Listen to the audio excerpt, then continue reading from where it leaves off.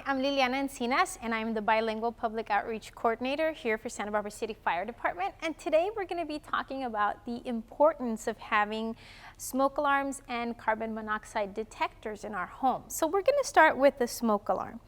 Smoke alarms, and this is just an example of one of the smoke alarms, right? But they look different, they feel different, perhaps different sizes. But generally, what we suggest is that you have smoke alarms in every room in your household, at least in every sleeping room, outside of sleeping rooms, and at every level in your home.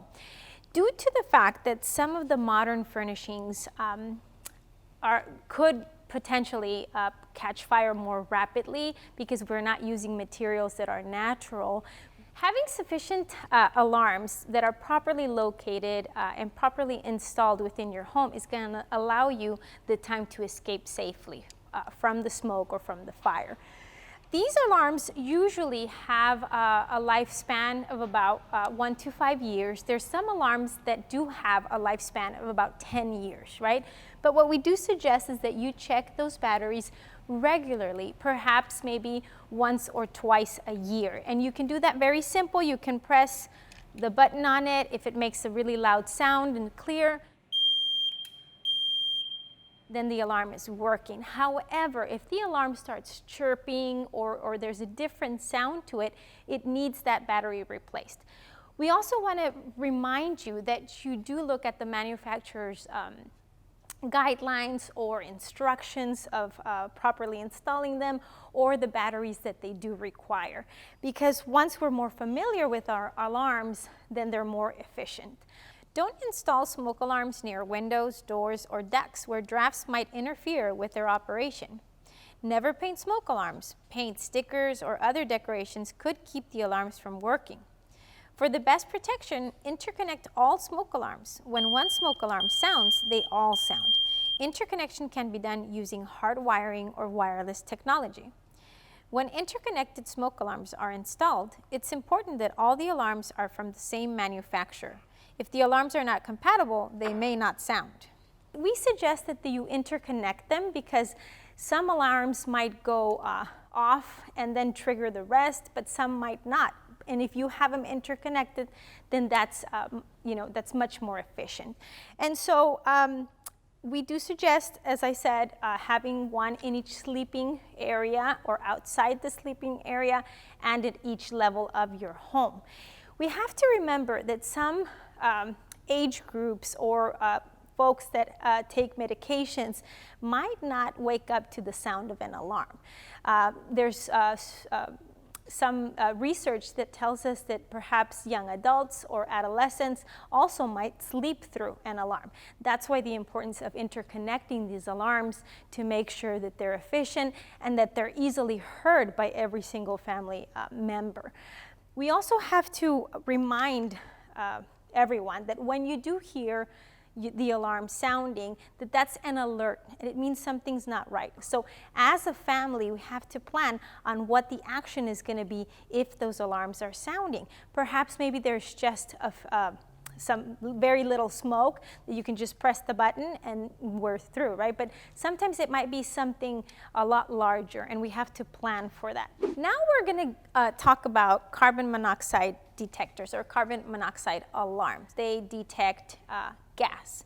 And so oftentimes the carbon monoxide gas is known as the silent killer, right? Because we cannot detect it, and we need alarms that can. These alarms are different than the smoke alarms because these have to be installed at a lower level closer to the ground due to the fact that gas tends to be heavier than smoke. The smoke alarms are installed higher because smoke rises, but the carbon monoxide alarms, they have different manufacturers. Either they can be plugged in to electrical outlets, or they can be battery operated as well. And so when they're battery operated, you can install them closer to the ground at about a headboard level is what we suggest. Like your headboard would be a good height for them. Often called the invisible killer, carbon monoxide is an odorless, colorless gas. In the home, heating and cooking equipment that burn fuel are potential sources of carbon monoxide. Vehicles or generators running in an attached garage can also produce dangerous levels of carbon monoxide. We want to make sure that you don't paint over any of your alarms, whether it be smoke alarms or carbon monoxide alarms. Also, what we do want to encourage you is that you teach children about the safety of these alarms, that they're not to play with, right, and that they do have a lifespan. And so if you start hearing noises from your carbon monoxide alarm, it means that either the battery's low or that something's happening with that alarm, so you can replace them. They do sell the combination of both carbon monoxide alarms and smoke detector alarms. And we suggest that you buy them separately because they are more efficient if you install them properly. There's alarms that have a longer lifespan. Some can have up to 10 years, some 1 to 5 years. Regardless of what it is, make sure you are fully aware of what the manufacturer is telling you and the instructions for it. If you do hear your alarm sounding, we suggest that you escape as soon as you can. Go to an outside ventilated area, open windows and doors to make sure that the air flows. Check your alarm to see if it's all right. Do not take out your alarm or remove it and then forget to replace it, or perhaps take out the batteries, because then you might forget to replace them. And so just make sure you ventilate the area, you are in a well-ventilated area, and that you check your alarm. Another thing that I do want to mention with alarms is it's important that you talk to your family about a fire escape in your home. You should have 2 ways of getting out of a room, whether it be a window or a door, but it's important that you talk to your children, that you talk to all your family members on what the plan is if it were a real situation.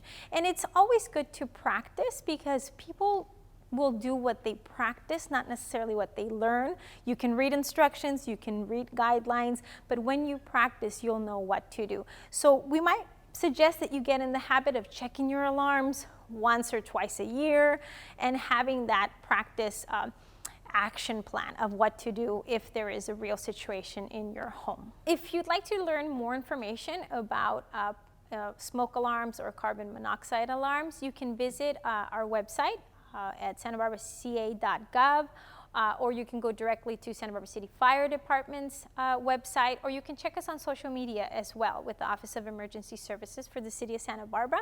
And we post regularly about the safety of fire, of alarms, of having a communication plan, a plan of action, and we're better prepared if we do so. Smoke and carbon monoxide detectors save lives. Make sure you install your detectors properly, because your life could depend on it.